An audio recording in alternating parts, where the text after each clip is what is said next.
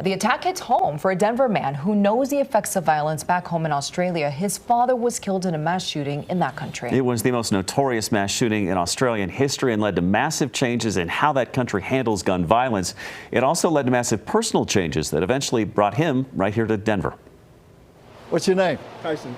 Tyson? Yeah. Like Mike Tyson? It is no coincidence that Salvation Army Major Nerson Kiston has spent a lifetime trying to serve and help others and set a strong example. What sort of work would you like to do, Tyson? It's because, in part at least, he knows better than most just how fleeting a lifetime can be. It was here the gunman fled after the massacre. 28 years ago this month, his father Tony was killed in a gun massacre that changed Nerson's life. It was the first time they've ever traveled away from home. And changed the way the country of Australia deals with gun control and mass shootings. It devastated me. It was, you know, my father was my hero. Kiston is in charge of the Salvation Army here in Denver and across Colorado, Utah, Wyoming, and parts of Montana. A while. Born in South Africa, his parents moved the family to Australia to flee apartheid when he was a child. His dad was one of dozens killed when a gunman named Martin Bryant walked into a tourist town cafe in Tasmania and opened fire with a semi-automatic rifle. 35 were killed, 28 more injured. Someone was shooting people, and so he grabbed my mother out of the cafe,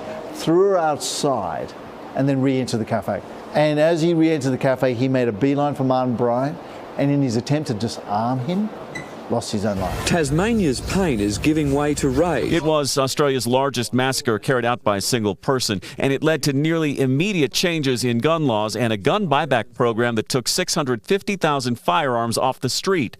Murder and suicide rates plummeted. I don't believe there's any significant mass shootings after that. It also led to forgiveness on Major Kiston's part, something he tries to practice daily, even toward the man who killed his father. We actually made attempts to meet with Martin Bryant. In fact, we gave Martin Bryant a Bible.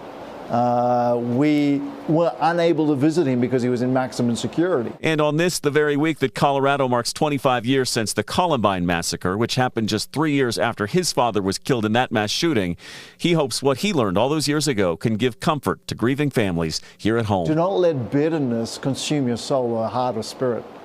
Find that space. Ask God to help you to come to that place where He can bring a holistic healing that helps you to forgive and make your way back in life. Bless you. Bless you. Thank you. Now, the man who killed Kiston's father, Martin Bryant, is serving 35 life sentences without the possibility of parole. And he, of course, remembers Columbine. Well, it was just 3 years after his own father was killed. This brings back a lot of memories for him. But he hopes others can take something away from that message of forgiveness. Unfortunate pieces of history that we find ourselves reporting on way too